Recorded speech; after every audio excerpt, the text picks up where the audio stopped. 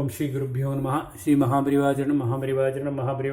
இன்றைக்கி தெய்வத்தின் குரல் பாகம் 4ல் பொது வாழ்க்கை என்ற தலைப்பில் பெரிவா சொல்கிறத மேலே வாசிக்கிறேன். இது பக்கம் 411 ஆரம்பிக்கிறது. தேர்தல் குறித்த கல்வெட்டு.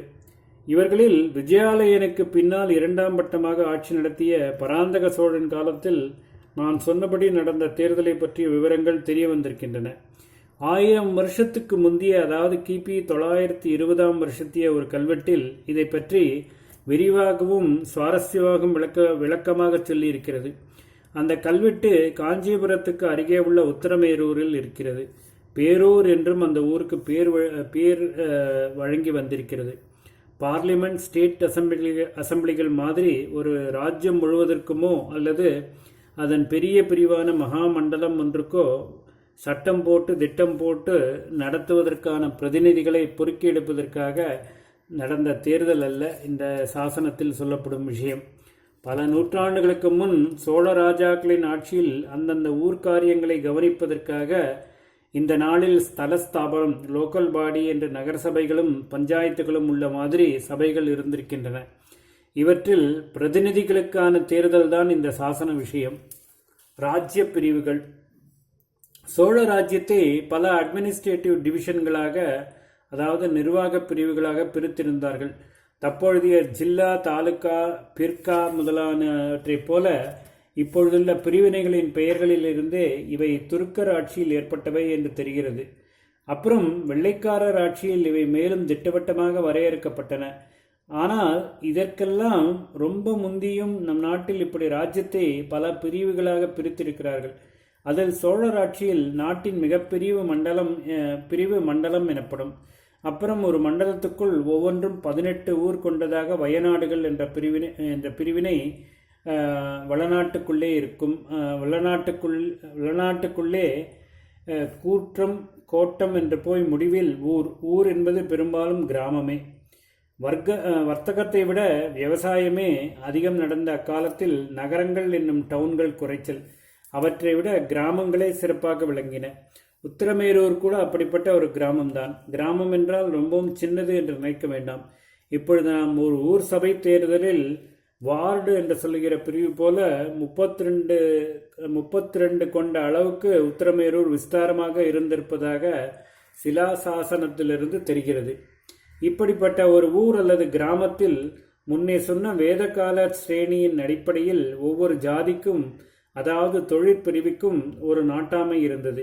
இவற்றிலே வியாபாரிகளுடைய விவகாரங்களை அவர்களே கவனித்துக் கொண்ட அமைப்புக்குத்தான் தமிழ்நாட்டை பொறுத்தமட்டில் நகரம் என்ற பெயர்.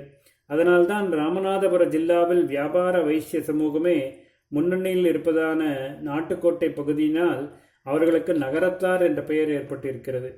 இதேபோல் சபை என்று வெறுமனே சொன்னால் அது தமிழ் தேசத்தில் பிராமணர்கள் தங்கள் சமாச்சாரங்களை விவாதித்து முடிவு செய்து கொண்ட சபைதான். இப்படி தனிப்பட்ட ஒரு ஜாதிக்காக இல்லாமல் ஊர் முழுவதும் பொது விஷயங்களையும் கவனித்து அதன் விவசாயம், நீர்ப்பாசனம் முதலியவற்றை நிர்வகித்த ஸ்தலஸ்தாபனத்துக்கே ஊர் என்ற பெயர் இருந்தது. இதில் எல்லா ஜாதியினரிலும் அங்கம் வகிப்பார்கள். இதை ஊர் சபை, கிராம சபை, கிராம மகாசபை என்றெல்லாமும் சொல்லுவதுண்டு.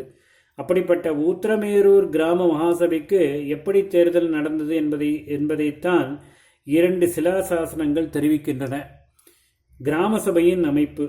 இந்த நாளில் ஊரை வார்டு என்ற பல பிரிவுகளாக பிரித்திருக்கிறார் மாதிரி அப்பொழுது ஒவ்வொரு ஊரையும், அதாவது கிராமத்தையும் பல குடும்பங்களாக பிரித்திருக்கிறார்கள்.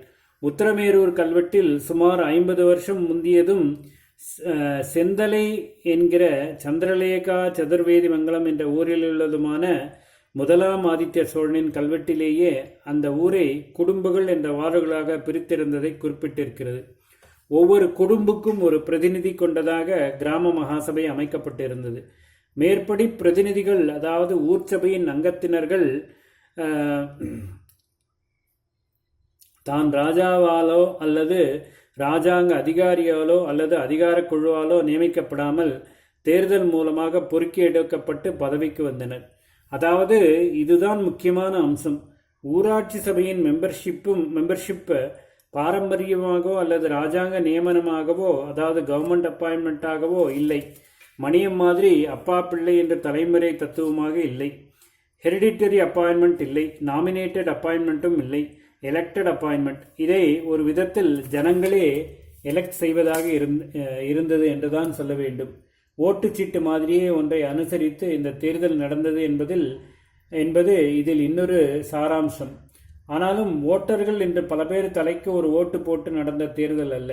பின்னே அது என்ன, எப்படி நடந்தது என்று பின்னால் சொல்கிறேன். காக்க வைத்து சொல்வதில்தான் ருசி அதிகம். கல்வெட்டை பற்றிய விவரம். இப்படி ஊர் சபைகளின் அங்கத்தினர்களை எப்படி தேர்ந்தெடுத்தார்கள் என்பதை காஞ்சிபுரத்துக்கு அருகிலுள்ள உத்தரமேரூரில் உள்ள சாசனத்தால் மட்டுமின்றி தெற்கு ஜில்லாக்களில் உள்ள வேறு பல செப்பேடுகளிலிருந்தும் கல்வெட்டுகளிலிருந்தும் தெரிந்து கொள்கிறோம். மாயவரம் தாலுகாவில் தலைஞாறு என்ற கிராமம் இருக்கிறது. அங்கே குற்றம் பொருத்தீஸ்வரர் என்ற கருணை பெயர் கொண்ட சிவன் கோவில் இருக்கிறது. தனி வாழ்க்கையில் தனி மனுஷன் குற்றத்தை தான் பொறுக்கும்படி பகவானிடம் வேண்டலாம், பொது வாழ்க்கையில் குற்றமில்லாமல் அப்பழுக்காகத்தான் ஒழுகணும் என்று காட்டுகிற மாதிரி இந்த கோவிலிலேயே ஊராட்சி பற்றி ஒரு சோழகால கல்வெட்டு இருக்கிறது. இத்தனை வயசுக்கு மேல் ஆனவர்கள், இதற்கு முந்தி இத்தனை வருஷகாலம் ஊர் சபையில் அங்கம் வகிக்காதவர்கள், வேறே தன் உறவுக்காரர்கள் யாரும் ஊர் சபையில் இத்தனை வருஷத்துக்கு முந்தியவரை மெம்பராய் இல்லாதவர்கள் ஆகியவர்களைத்தான் எலெக்ட் செய்யலாம் என்று இந்த கல்வெட்டில் இருப்பது ஏறக்குறைய உத்தரமேரூர் பாணியிலேயே இருக்கிறது. சிலாசனமும் அதாவது கல்வெட்டும் தாமிர சாசனமாக செப்பேடுமாக உத்தம சோழன், சுந்தர சோழன், முதலாம் ராஜராஜன், முதலாம் ராஜேந்திரன், முதலாம் குலோத்துங்கம் என்று பல பேர் காலத்தியதாக ஊராட்சி விஷயங்களை சொல்பவை பல இருக்கின்றன.